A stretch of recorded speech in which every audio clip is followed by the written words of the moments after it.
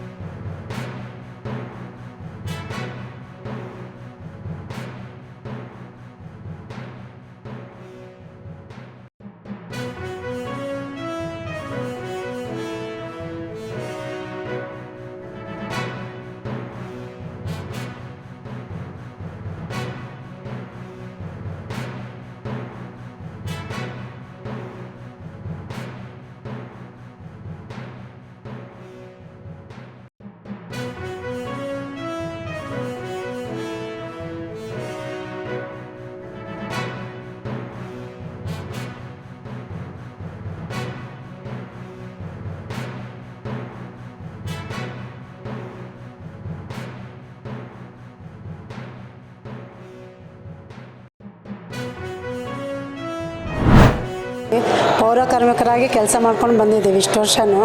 ಆದರೆ 20 ವರ್ಷದಿಂದ ನಾವು ಬಂದಿದ್ದೀವಿ. ಆದರೆ ನಮ್ಮ ಕಾಂಗ್ರೆಸ್ ಸರ್ಕಾರ ನಮಗೆ ಒಳ್ಳೆ ಅನುಕೂಲತೆ ಮಾಡಿಕೊಟ್ಟಿದೆ.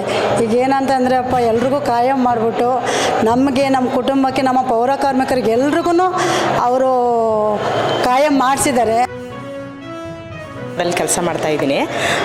ನಮಗೆ ಈ ಕೆಲಸ ಸಿಕ್ಕಿದ್ದು ನಮಗೊಂದು ಗುತ್ತಿಗೆ ಇದರಿಂದ ಸಿಕ್ತು, ಅಧಿವೇಶನದಿಂದ. ಹಂಗಾಗಿ ಹಿಂಗೆ ಒಂದು 20 ವರ್ಷ ಮಾಡಿದ್ವಿ.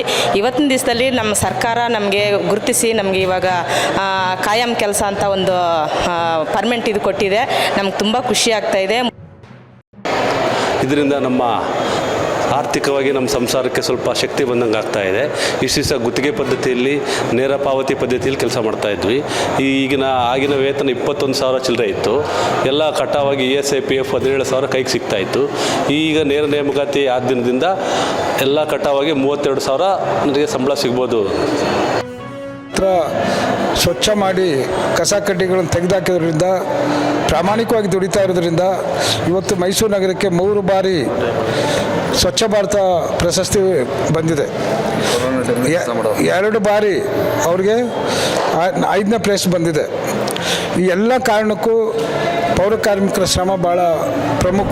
विशेषकर महिलाएं, उनके जीवन का एक प्रकार से सहारा बनने का काम इस सहकारिता आंदोलन ने किया है. और कई बार जब सहकारिता की चर्चा होती है, छोटी मोटी विफलताओं को आगे कर इस पर चर्चा केंद्रित हो जाती है.